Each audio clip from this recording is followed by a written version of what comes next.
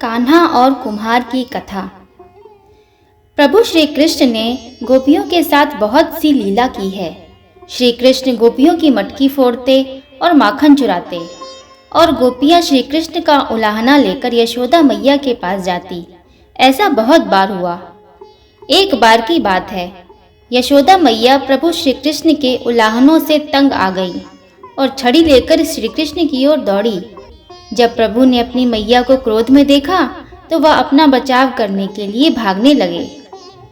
भागते भागते श्री कृष्ण एक कुम्हार के पास पहुंचे। कुम्हार तो अपने मिट्टी के घड़े बनाने में व्यस्त था, लेकिन जैसे ही कुम्हार ने श्री कृष्ण को देखा तो वह बहुत प्रसन्न हुआ। कुम्हार जानता था कि श्री कृष्ण साक्षात परमेश्वर हैं। तब प्रभु ने कुम्हार से कहा कि कुम्हार जी, आज मेरी मैया मुझ पर बहुत क्रोधित है। मैया छड़ी लेकर मेरे पीछे आ रही है। भैया, मुझे कहीं छुपा लो। तब कुम्हार ने श्री कृष्ण को एक बड़े से मटके के नीचे छिपा दिया। कुछ ही क्षणों में मैया छड़ी लेकर वहां आ पहुंची और कुम्हार से पूछने लगी, क्यों रे कुम्हार, तूने मेरे कन्हैया को कहीं देखा है क्या? कुम्हार ने कह दिया, नहीं मैया, मैंने कन्हैया को नहीं देखा। श्री कृष्ण यह सब बातें बड़े से घड़े के नीचे छुपकर सुन रहे थे। मैया तो वहां से चली गई।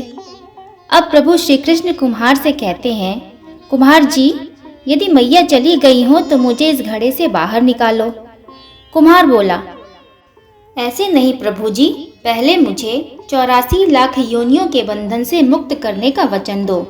भगवान मुस्कुराए और कहा, ठीक है, मैं तुम्हें 84 लाख योनियों से मुक्त करने का वचन देता हूँ। अब तो मुझे बाहर निकाल दो।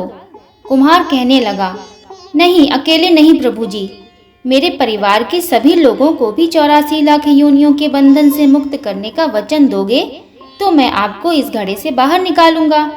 प्रभु जी कहते हैं, चलो ठीक है, मैं उनको भी 84 लाख योनियों के बंधन से मुक्त होने का वचन देता हूँ। अब तो मुझे घड़े से बाहर निकाल दो।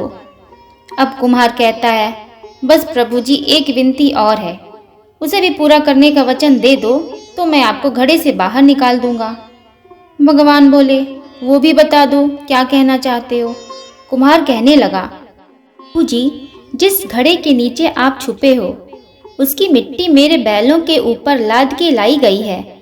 मेरे इन बैलों को भी 84 के बंधन से मुक्त करने का वचन दो। भगवान ने कुम्हार के प्रेम पर प्रसन्न होकर उन बैलों को भी 84 के बंधन से मुक्त होने का वचन दे दिया। प्रभु बोले, अब तो तुम्हारी सारी इच्छा पूरी हो गई, अब तो मुझे घड़े से बाहर निकालो। तब कुम्हार कहता है, अभी नहीं भगवान, बस एक अंतिम इच्छा और है, उसे भी पूरा कर दीजिए। और वह यह है कि जो प्राणी हम दोनों के बीच के इस संवाद को सुनेगा उसे भी आप 84 के बंधन से मुक्त कर दोगे। बस यह वचन दे दो तो मैं आपको इस घड़े से बाहर निकाल दूंगा। कुम्हार की प्रेम भरी बातों को सुनकर प्रभु श्री कृष्ण बहुत खुश हुए और कुम्हार की इस इच्छा को पूरी करने का भी वचन दिया। फिर कुम्हार ने बाल श्री कृष्ण को घड़े से बाहर निकाल दिया, उनके चरणों में साष्टांग प्रणाम किया, प्रभु जी के चरण धोए और चरणामृत लिया, अपनी पूरी झोपड़ी में चरणामृत का छिड़काव किया और प्रभु जी के गले लगकर इतना रोए कि प्रभु में ही विलीन हो गए। जरा सोचिए, जो बाल श्री कृष्ण 7 कोस लंबे चौड़े गोवर्धन पर्वत को अपनी छोटी उंगली पर उठा सकते हैं तो क्या वो एक घड़ा नहीं उठा सकते थे? लेकिन बिना प्रेम रीझे नहीं नटवर नंद किशोर।